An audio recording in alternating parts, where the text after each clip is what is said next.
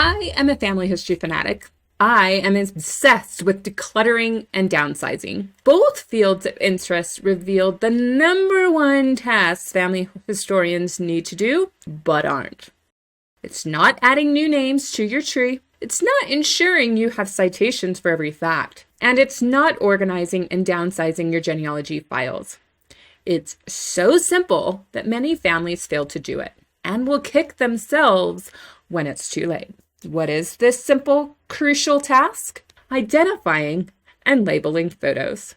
If you've sorted through the possessions of someone who has to downsize their loved one's home after a death, you know exactly what I'm talking about. Flipping through my grandmother's photos album after she died, the oldest surviving member of her generation, I felt a tug in my heart. Would anyone be able to help me piece together the mystery men and women in her photo collection? My aunts tried, but there were many photos. They didn't know who the people were. Perhaps my mother would remember the names of the unidentified people and places. She was the genealogist after all. Sadly, my mother died 11 months after my grandmother. Not only did I miss the opportunity to ask about their photo collections, but I also had to make the hardest decision any genealogist has to make. After my mom died, I had to decide what I could afford to send from my mom's home in Houston to my home in Iowa with very limited budget and a very limited timeline. Guess what didn't make the journey and found its way into the garbage? Unidentified photos. Don't wait until it's too late to do this task. Let this year be the year that you work on the unlabeled photo problem. The unlabeled photo problem is as old as photography. People have been failing to label photos since the mid-1800s. If it weren't true, there wouldn't be unnamed persons from orphan photo albums on a website like Dead Fred. And while it's a great website, yeah, let's just not do that.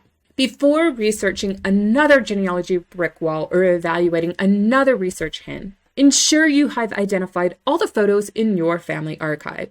Then, if yours is complete, seek out the collection of your grandparents, aunts, uncles, cousins, and so forth. I kick myself for not being more aggressive in gaining access to my father's first cousin's photo collection. The photos she promised to share with me ended up in a house fire the week she planned to mail them to me.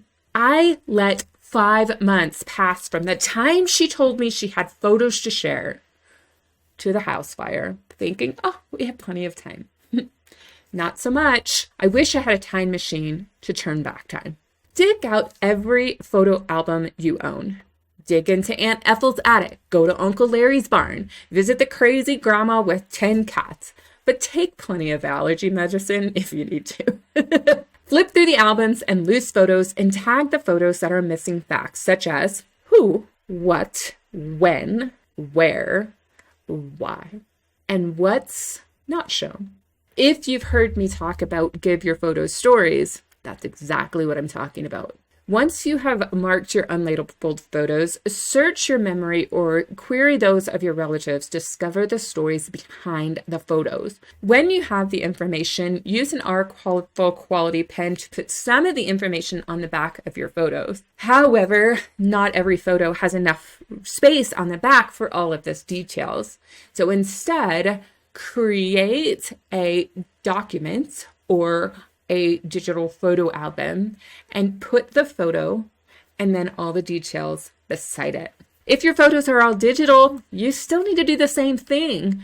This time you might need a photo program that tags your images, or you can use something like Windows Explorer and add metadata. Check out YouTube videos on how to add metadata to your photos, and that will be the best solution for you based on the resources you have. If every person, whether an experienced genealogist or someone just started out, took the time to sift through their picture collection, we would have a richer collective photo narrative.